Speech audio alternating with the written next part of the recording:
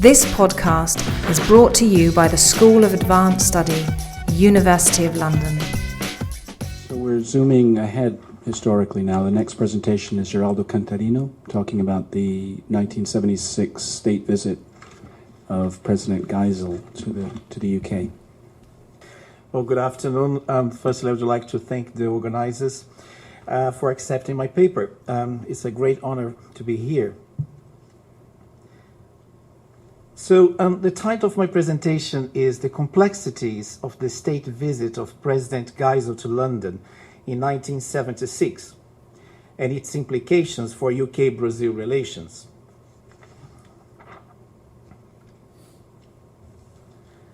On the 4th of May 1976, the Brazilian President Ernesto Geisel came to London for a 3-day state visit, officially invited by Queen Elizabeth II. Geisel was received with all the pomp and circumstance of a typical state visit to Britain. He stayed at Buckingham Palace with his wife and daughter. He attended reception and was the guest of honor at a royal banquet. He had meetings with the Prime Minister and with politicians, businessmen, and bankers. He signed bilateral agreements and went back to Brazil. But this was no ordinary trip. In fact, this can be considered a landmark in Britain and Brazil relations. It was the very first state visit of a Brazilian head of state to the United Kingdom. It happened in the context of the beginning of Brazil's democratization process that would last another 9 years until the end of the military cycle. In Britain, former Foreign Secretary James Callaghan had become Prime Minister just 1 month before the visit. Britain was suffering from double-digit inflation and rising unemployment. The state visit took months of careful preparation, a considerable amount of diplomatic exchange, and years of consideration. At the center of this hesitation was a crucial issue for British diplomats: how to justify to the British public the inviting of a president of a Latin American military regime accused of serious violations of human rights. It quickly became a very controversial visit. It was surrounded by an unusually tense atmosphere because of strong objections to Geisel coming to London. Security had to be intensified in response to the expectation of protests.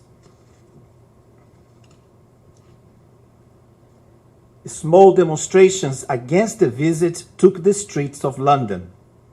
Even tomatoes were thrown at the royal carriage when Geisel was with the Queen. The President had most of his meetings at Buckingham Palace. This was unprecedented. Was this only to avoid the embarrassment of the protests? Secret documents also mentioned the possibility of an assassination attempt on Geisel in London by extreme left-wing Brazilian organizations. Security was stepped up by special police and the British intelligence services. Since 1952, the Queen has received 110 state visits, including presidents, dictators, kings, queens, emperors, and sheikhs. Perhaps the most controversial one was the state visit of Nicolae Ceausescu, president of Romania, in 1978. 11 years later, the Queen was advised to withdraw the honorary knighthood conferred on Ceausescu because of abuse of human rights. In 1989, Ceausescu and his wife were executed on charges of genocide. Other state visits to Britain also raised the questions of human rights, provoked protests, and made newspapers' headlines. For example, the state visit of King Abdullah of Saudi Arabia in 2007.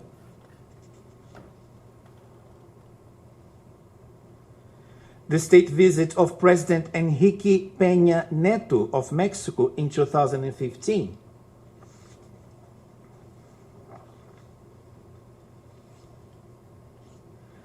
And also in 2015, the state visit of President Xi Jinping of China. I had already started a PhD at King's College when the Chinese president came to London. I was intrigued to see the similarities of human rights debate between China and Brazil's state visits, even with the gap of almost 40 years between them. This shows how current and long-standing the debate surrounding business, foreign policy, and human rights is when the visitor represents a regime with poor human rights record. My preliminary research at the National Archives in London showed that, so far, the topic of Geisel's state visit to London generated the largest volume of diplomatic documents by British diplomats during the entire dictatorship, from 1964 to 1985. Disclosed in December 2006, these untapped resources include 14 folders with hundreds of confidential and secret documents about this specific state visit. So why is that? What was so important about this visit? According to a report written by Sir Derek Dodson, the British ambassador to Brazil, the desirability of inviting a Brazilian president to make a state visit to Britain had been under intermittent consideration since the Queen's visit to Brazil in 1968. However, from the British perspective, there was always a risk of any such a state visit being soured by those in Britain who were opposed to Brazil's treatment of their political opponents.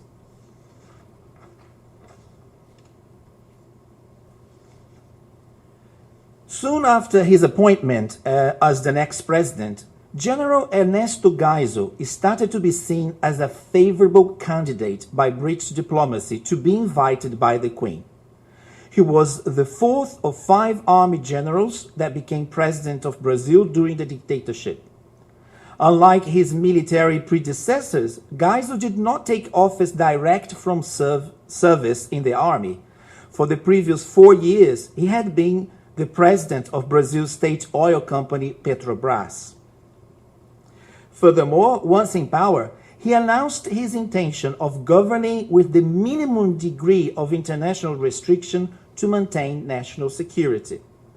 The perspective of political decompression would play a key role in justifying the invitation of President Geisel for the state visit.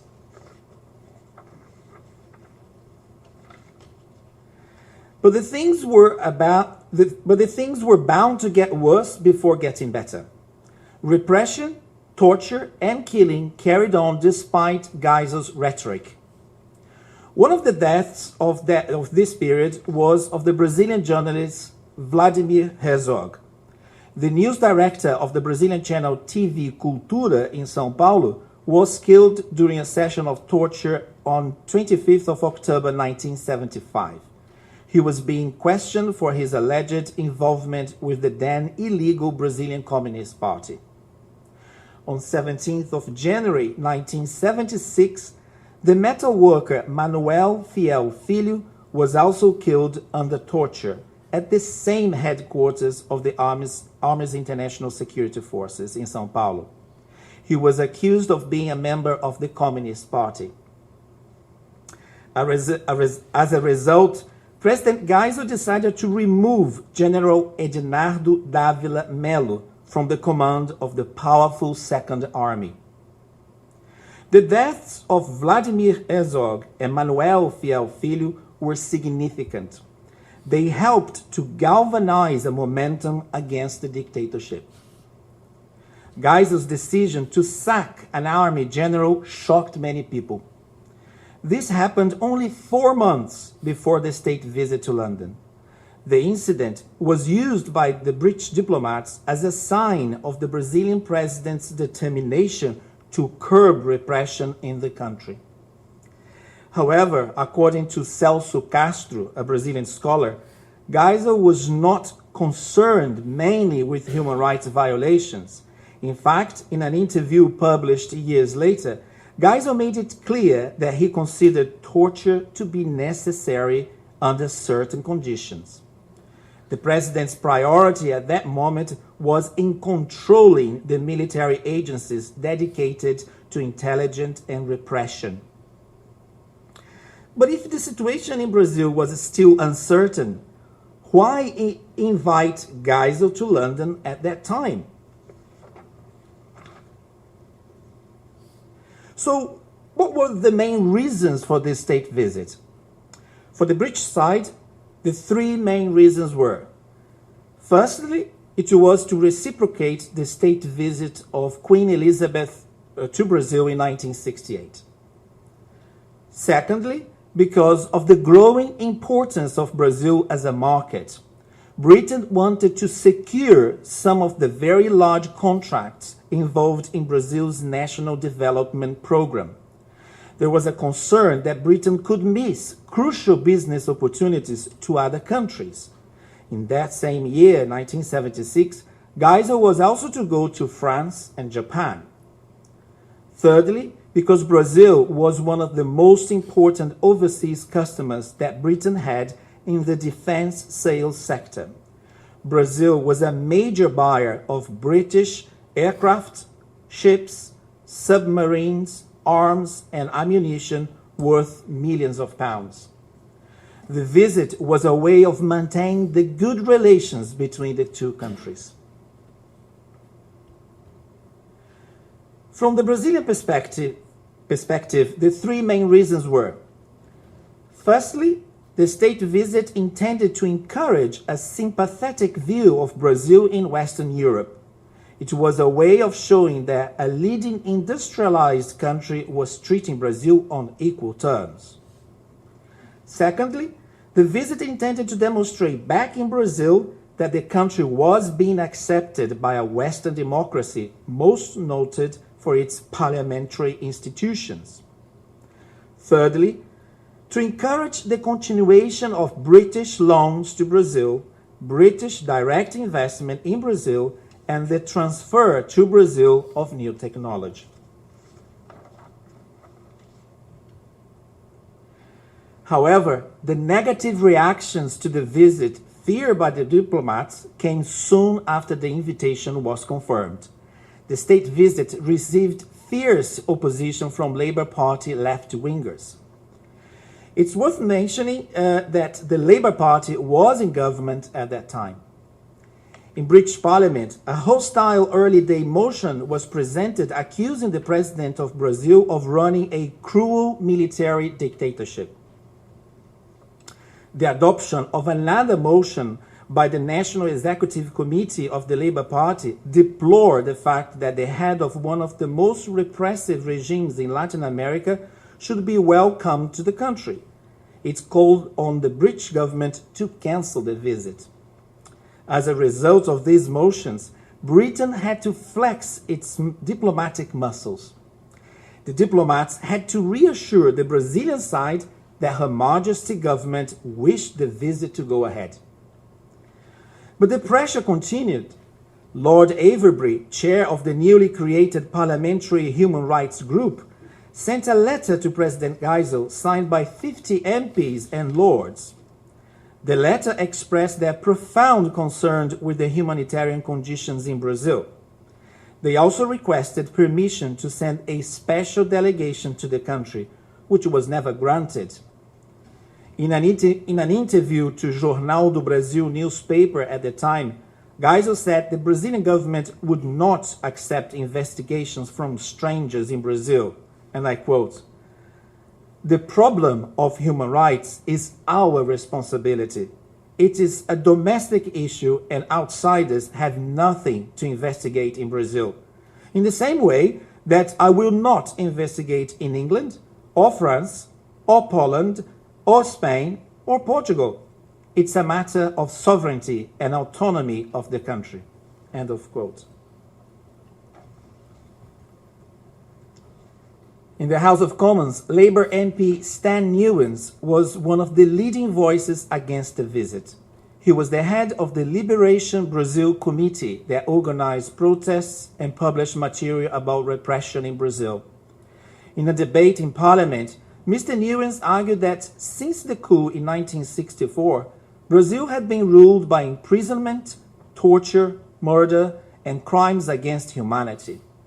He then totally rejected the idea of the state visit of President Geisel, and I quote, "We should tell him, quite frankly, that we do not want him here until his vile regime is cleaned up. We should tell him that we will not supply him with arms, and that we do not intend to avert our eyes from the crimes committed against humanity in his country."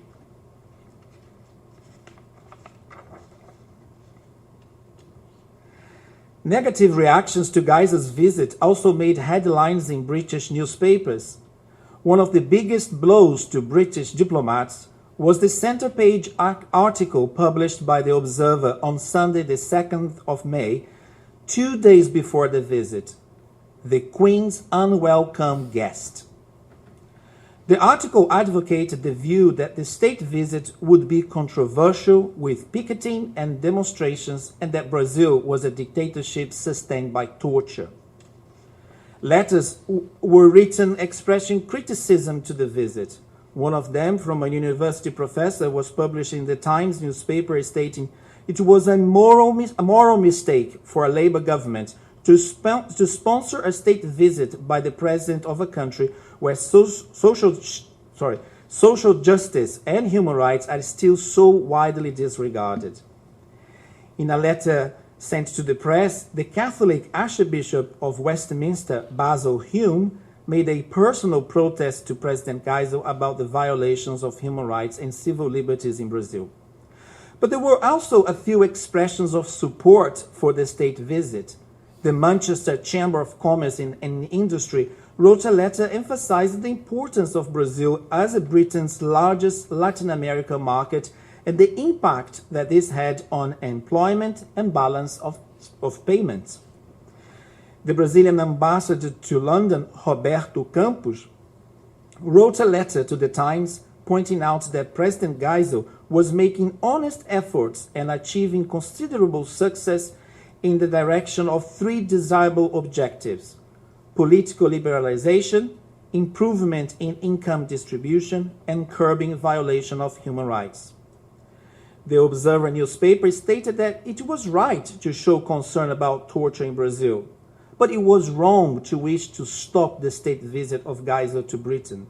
It argued that a rebuff to the Brazilian president would harm the more moderate forces within the military regime. It also suggested that the visit could be useful to tell President Geisel that one way to promote a better image of Brazil in Western Europe was to stop the scandal of people disappearing off the streets and torture in prison.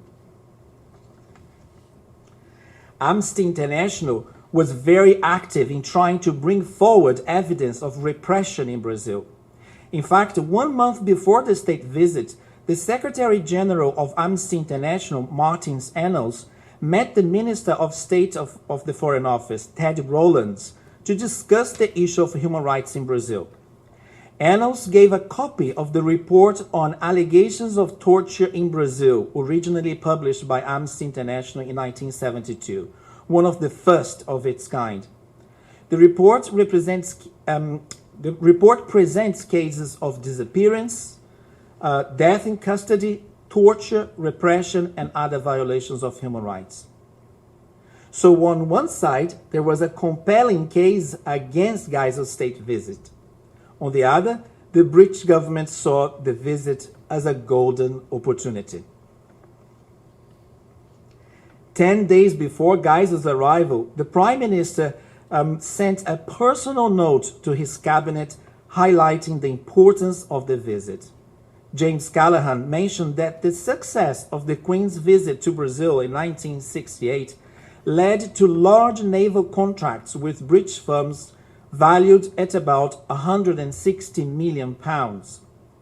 The Prime Minister predicted, and I quote, "If President Geisel's visit goes well, there is no doubt that it could lead to British industry winning substantially larger Brazilian contracts for steel, railway and energy equipment. And indeed, the visit went very well. In a report, the British ambassador to Brazil said that while there were some political risks, the visit was an unquestionable success and Britain stands to gain great advantages from it. In the end, 5 substantial commercial agreements were signed or initialed for the British supply and financing of equipment for new steel works, Aço Minas, for the Belo Horizonte Volta Redonda Steel Railway, and for offshore oil development in Brazil. This would be worth it some £300 million. As described by a British diplomat, the visit, which had begun nervously, ended in a pleasant glow. So after all, did the commercial issues play the main role in the decision-making process of the state visit? Or were there other factors as well? And what happened with the human rights issues in the end? Were they raised during the visit? British diplomats felt that they needed to touch the subject during the visit to be able to say publicly afterwards that the question of human rights was raised. A statement was prepared in agreement with the 2 countries confirming that. According to documents, Prime Minister Callaghan did speak to President Geisel about human rights, but this apparently happened in a private meeting behind closed doors with no one else present. After the visit, in a letter to the Queen to thank her for the banquet at Buckingham Palace, James Callaghan wrote, "I'm sure that the warmth and goodwill which we were so in evidence will provide the best possible basis on which we may seek to influence our guests in humanitarian causes as well." 40 years on, what can we learn from this state visit? Why did Geisel's visit go ahead despite all the pressure against it from human rights advocates? In the search for these answers, I intend to advance the theoretical understanding of the role of human rights in international politics. With this work, I will address issues such as state sovereignty, interference in domestic affairs of states, manipulation of human rights, power, morality, and self-interest, and the potential impact of transnational human rights networks on state behavior. I hope this research can also make a significant contribution to the body of knowledge of Britain and Brazil relations. Thank you.